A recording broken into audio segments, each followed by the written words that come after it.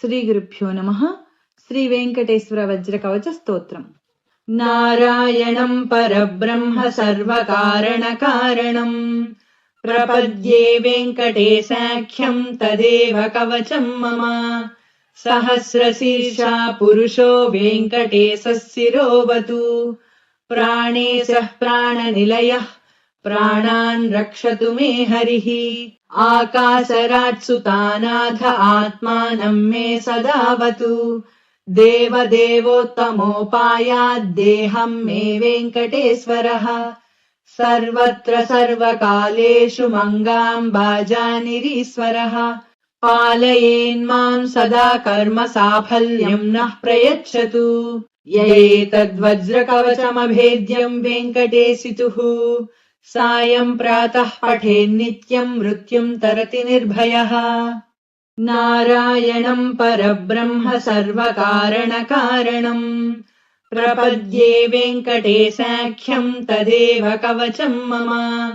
सहस्रशीर्षा पुरुषो वेङ्कटेशः शिरोवतु प्राणेशः प्राणनिलयः प्राणान् रक्षतु मे हरिः। आकाशराट्सुतानाथ आत्मानं मे सदावतु देवदेवोत्तमोपायाद्देहं मे वेङ्कटेश्वरः। सर्वत्र सर्वकालेषु मङ्गाम्बाजानिरीश्वरः पालयेन्मां सदा कर्म साफल्यं नः प्रयच्छतु। यैतद्वज्रकवचमभेद्यं वेङ्कटेशितुः सायं प्रातः पठेन्नित्यं मृत्युं तरति निर्भयः। नारायणं परब्रह्म सर्वकारणकारणं प्रपद्ये वेङ्कटेशाख्यं तदेव कवचं मम। सहस्रशीर्षा पुरुषो वेङ्कटेशः शिरोवतु प्राणेशः प्राणनिलयः प्राणान् रक्षतु मे हरिः। आकाशराट्सुतानाथ आत्मानं मे सदावतु देवदेवोत्तमोपायाद्देहं मे वेङ्कटेश्वरः। सर्वत्र सर्वकालेषु मङ्गाम्बाजानिरीश्वरः पालयेन्मां सदा कर्म साफल्यं नः प्रयच्छतु। यैतद्वज्रकवचमभेद्यं वेङ्कटेशितुः सायं प्रातः पठेन्नित्यं मृत्युं तरति निर्भयः। नारायणं परब्रह्म सर्वकारणकारणं प्रपद्ये वेङ्कटेशाख्यं तदेव कवचं मम। सहस्रशीर्षा पुरुषो वेङ्कटेशः शिरोवतु प्राणेशः प्राणनिलयः प्राणान् रक्षतु मे हरिः। आकाशराट्सुतानाथ आत्मानं मे सदावतु देवदेवोत्तमोपायाद्देहं मे वेङ्कटेश्वरः। सर्वत्र सर्वकालेषु मङ्गाम्बाजानिरीश्वरः पालयेन्मां सदा कर्म साफल्यं नः प्रयच्छतु। यैतद्वज्रकवचमभेद्यं वेङ्कटेशितुः सायं प्रातः पठेन्नित्यं मृत्युं तरति निर्भयः। नारायणं परब्रह्म सर्वकारणकारणं प्रपद्ये वेङ्कटेशाख्यं तदेव कवचं मम। सहस्रशीर्षा पुरुषो वेङ्कटेशः शिरोवतु प्राणेशः प्राणनिलयः प्राणान् रक्षतु मे हरिः। आकाशराट्सुतानाथ आत्मानं मे सदावतु देवदेवोत्तमोपायाद्देहं मे वेङ्कटेश्वरः। सर्वत्र सर्वकालेषु मङ्गाम्बाजानिरीश्वरः पालयेन्मां सदा कर्म साफल्यं नः प्रयच्छतु। यैतद्वज्रकवचमभेद्यं वेङ्कटेशितुः सायं प्रातः पठेन्नित्यं मृत्युं तरति निर्भयः। नारायणं परब्रह्म सर्वकारणकारणं प्रपद्ये वेङ्कटेशाख्यं तदेव कवचं मम। सहस्रशीर्षा पुरुषो वेङ्कटेशः शिरोवतु प्राणेशः प्राणनिलयः प्राणान् रक्षतु मे हरिः। आकाशराट्सुतानाथ आत्मानं मे सदावतु देवदेवोत्तमोपायाद्देहं मे वेङ्कटेश्वरः सर्वत्र सर्वकालेषु मङ्गाम्बाजानिरीश्वरः पालयेन्मां सदा कर्म साफल्यं नः प्रयच्छतु य एतद्वज्रकवचमभेद्यं वेङ्कटेशितुः सायं प्रातः पठेन्नित्यं मृत्युं तरति निर्भयः नारायणं परब्रह्म सर्वकारणकारणम् प्रपद्ये वेङ्कटेशाख्यं तदेव कवचं मम सहस्रशीर्षा पुरुषो वेङ्कटेशः शिरोवतु प्राणेशः प्राणनिलयः प्राणान् रक्षतु मे हरिः आकाशराट्सुतानाथ आत्मानं मे सदावतु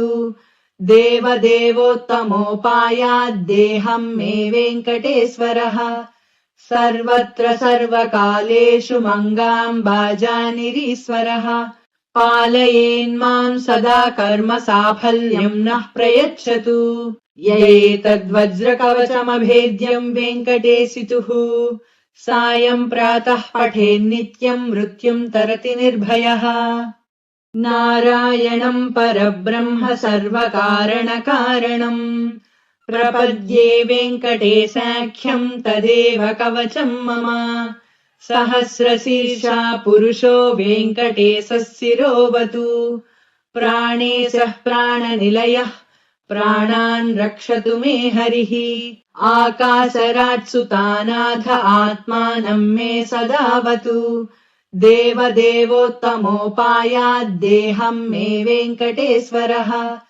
सर्वत्र सर्वकालेषु मङ्गाम्बाजानिरीश्वरः पालयेन्मां सदा कर्म साफल्यं नः प्रयच्छतु य एतद्वज्रकवचमभेद्यं वेङ्कटेशितुः सायं प्रातः पठेन्नित्यं मृत्युं तरति निर्भयः नारायणं परब्रह्म सर्वकारणकारणम् प्रपद्ये वेङ्कटेशाख्यं तदेव कवचं मम सहस्रशीर्षा पुरुषो वेङ्कटेशः शिरोवतु प्राणेशः प्राणनिलयः प्राणान् रक्षतु मे हरिः आकाशराट्सुतानाथ आत्मानं मे सदावतु देवदेवोत्तमोपायाद्देहं मे वेङ्कटेश्वरः सर्वत्र सर्वकालेषु मङ्गाम्बाजानिरीश्वरः पालयेन्मां सदा कर्म साफल्यं नः प्रयच्छतु य एतद्वज्रकवचमभेद्यं वेङ्कटेशितुः सायं प्रातः पठेन्नित्यं मृत्युं तरति निर्भयः नारायणं परब्रह्म सर्वकारणकारणम् प्रपद्ये वेङ्कटेशाख्यं तदेव कवचं मम सहस्रशीर्षा पुरुषो वेङ्कटेशः शिरोवतु प्राणेशः प्राणनिलयः प्राणान् रक्षतु मे हरिः आकाशराट्सुतानाथ आत्मानं मे सदावतु देवदेवोत्तमोपायाद्देहं मे वेङ्कटेश्वरः सर्वत्र सर्वकालेषु मङ्गाम्बाजानिरीश्वरः पालयेन्मां सदा कर्म साफल्यं नः प्रयच्छतु य एतद्वज्रकवचमभेद्यं वेङ्कटेशितुः सायं प्रातः पठेन्नित्यं मृत्युं तरति निर्भयः नारायणं परब्रह्म सर्वकारणकारणम् प्रपद्ये वेङ्कटेशाख्यं तदेव कवचं मम सहस्रशीर्षा पुरुषो वेङ्कटेशः शिरोवतु प्राणेशः प्राणनिलयः प्राणान् रक्षतु मे हरिः आकाशराट्सुतानाथ आत्मानं मे सदावतु देवदेवोत्तमोपायाद्देहं मे वेङ्कटेश्वरः सर्वत्र सर्वकालेषु मङ्गाम्बाजानिरीश्वरः पालयेन्मां सदा कर्म साफल्यं नः प्रयच्छतु य एतद्वज्रकवचमभेद्यं वेङ्कटेशितुः सायं प्रातः पठेन्नित्यं मृत्युं तरति निर्भयः। नारायणं परब्रह्म सर्वकारणकारणम् प्रपद्ये वेङ्कटेशाख्यं तदेव कवचं मम। सहस्रशीर्षा पुरुषो वेङ्कटेशः शिरोवतु प्राणेशः प्राणनिलयः प्राणान् रक्षतु मे हरिः। आकाशराट्सुतानाथ आत्मानं मे सदावतु देवदेवोत्तमोपायाद्देहं मे वेङ्कटेश्वरः। सर्वत्र सर्वकालेषु मङ्गाम्बाजानिरीश्वरः पालयेन्मां सदा कर्म साफल्यं नः प्रयच्छतु। य एतद्वज्रकवचमभेद्यं वेङ्कटेशितुः सायं प्रातः पठेन्नित्यं मृत्युं तरति निर्भयः। नारायणं परब्रह्म सर्वकारणकारणम् प्रपद्ये वेङ्कटेशाख्यं तदेव कवचं मम। सहस्रशीर्षा पुरुषो वेङ्कटेशः शिरोवतु प्राणेशः प्राणनिलयः प्राणान् रक्षतु मे हरिः। आकाशराट्सुतानाथ आत्मानं मे सदावतु देवदेवोत्तमोपायाद्देहं मे वेङ्कटेश्वरः। सर्वत्र सर्वकालेषु मङ्गाम्बाजानिरीश्वरः पालयेन्मां सदा कर्म साफल्यं नः प्रयच्छतु। य एतद्वज्रकवचमभेद्यं वेङ्कटेशितुः सायं प्रातः पठेन्नित्यं मृत्युं तरति निर्भयः। नारायणं परब्रह्म सर्वकारणकारणम् प्रपद्ये वेङ्कटेशाख्यं तदेव कवचं मम। सहस्रशीर्षा पुरुषो वेङ्कटेशः शिरोवतु प्राणेशः प्राणनिलयः प्राणान् रक्षतु मे हरिः। आकाशराट्सुतानाथ आत्मानं मे सदावतु देवदेवोत्तमोपायाद्देहं मे वेङ्कटेश्वरः। सर्वत्र सर्वकालेषु मङ्गाम्बाजानिरीश्वरः पालयेन्मां सदा कर्म साफल्यं नः प्रयच्छतु।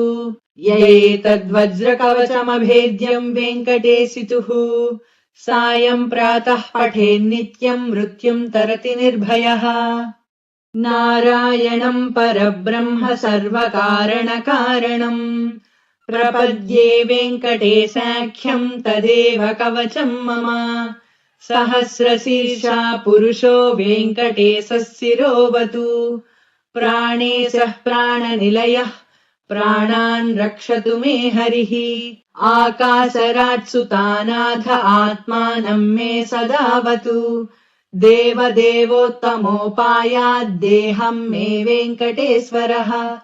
सर्वत्र सर्वकालेषु मङ्गाम्बाजानिरीश्वरः पालयेन्मां सदा कर्म साफल्यं नः प्रयच्छतु।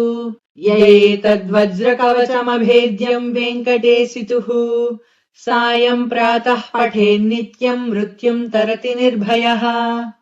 नारायणं परब्रह्म सर्वकारणकारणम् प्रपद्ये वेङ्कटेशाख्यं तदेव कवचं मम। सहस्रशीर्षा पुरुषो वेङ्कटेशः शिरोवतु प्राणेशः प्राणनिलयः प्राणान् रक्षतु मे हरिः। आकाशराट्सुतानाथ आत्मानं मे सदावतु देवदेवोत्तमोपायाद्देहं मे वेङ्कटेश्वरः। सर्वत्र सर्वकालेषु मङ्गाम्बाजानिरीश्वरः पालयेन्मां सदा कर्म साफल्यं नः प्रयच्छतु। य एतद्वज्रकवचमभेद्यं वेङ्कटेशितुः सायं प्रातः पठेन्नित्यं मृत्युं तरति निर्भयः। नारायणं परब्रह्म सर्वकारणकारणम् प्रपद्ये वेङ्कटेशाख्यं तदेव कवचं मम। सहस्रशीर्षा पुरुषो वेङ्कटेशः शिरोवतु प्राणेशः प्राणनिलयः प्राणान् रक्षतु मे हरिः आकाशराट्सुतानाथ आत्मानं मे सदावतु देवदेवोत्तमोपायाद्देहं मे वेङ्कटेश्वरः सर्वत्र सर्वकालेषु मङ्गाम्बाजानिरीश्वरः पालयेन्मां सदा कर्म साफल्यं नः प्रयच्छतु यैतद्वज्रकवचमभेद्यं वेङ्कटेशितुः सायं प्रातः पठेन्नित्यं मृत्युं तरति निर्भयः नारायणं परब्रह्म सर्वकारणकारणम् प्रपद्ये वेङ्कटेशाख्यं तदेव कवचं मम सहस्रशीर्षा पुरुषो वेङ्कटेशः शिरोवतु प्राणेशः प्राणनिलयः प्राणान् रक्षतु मे हरिः आकाशराट्सुतानाथ आत्मानं मे सदावतु देवदेवोत्तमोपायाद्देहं मे वेङ्कटेश्वरः सर्वत्र सर्वकालेषु मङ्गाम्बाजानिरीश्वरः पालयेन्मां सदा कर्म साफल्यं नः प्रयच्छतु यैतद्वज्रकवचमभेद्यं वेङ्कटेशितुः सायं प्रातः पठेन्नित्यं मृत्युं तरति निर्भयः नारायणं परब्रह्म सर्वकारणकारणम् प्रपद्ये वेङ्कटेशाख्यं तदेव कवचं मम सहस्रशीर्षा पुरुषो वेङ्कटेशः शिरोवतु प्राणेशः प्राणनिलयः प्राणान् रक्षतु मे हरिः आकाशराट्सुतानाथ आत्मानं मे सदावतु देवदेवोत्तमोपायाद्देहं मे वेङ्कटेश्वरः सर्वत्र सर्वकालेषु मङ्गाम्बाजानिरीश्वरः पालयेन्मां सदा कर्म साफल्यं नः प्रयच्छतु यैतद्वज्रकवचमभेद्यं वेङ्कटेशितुः सायं प्रातः पठेन्नित्यं मृत्युं तरति निर्भयः नारायणं परब्रह्म सर्वकारणकारणम् प्रपद्ये वेङ्कटेशाख्यं तदेव कवचं मम सहस्रशीर्षा पुरुषो वेङ्कटेशः शिरोवतु प्राणेशः प्राणनिलयः प्राणान् रक्षतु मे हरिः आकाशराट्सुतानाथ आत्मानं मे सदावतु देवदेवोत्तमोपायाद्देहं मे वेङ्कटेश्वरः सर्वत्र सर्वकालेषु मङ्गाम्बाजानिरीश्वरः पालयेन्मां सदा कर्म साफल्यं नः प्रयच्छतु यैतद्वज्रकवचमभेद्यं वेङ्कटेशितुः सायं प्रातः पठेन्नित्यं मृत्युं तरति निर्भयः नारायणं परब्रह्म सर्वकारणकारणम् प्रपद्ये वेङ्कटेशाख्यं तदेव कवचं मम सहस्रशीर्षा पुरुषो वेङ्कटेशः शिरोवतु प्राणेशः प्राणनिलयः प्राणान् रक्षतु मे हरिः आकाशराट्सुतानाथ आत्मानं मे सदावतु देवदेवोत्तमोपायाद्देहं मे वेङ्कटेश्वरः सर्वत्र सर्वकालेषु मङ्गाम्बाजानिरीश्वरः पालयेन्मां सदा कर्म साफल्यं नः प्रयच्छतु यैतद्वज्रकवचमभेद्यं वेङ्कटेशितुः सायं प्रातः पठेन्नित्यं मृत्युं तरति निर्भयः।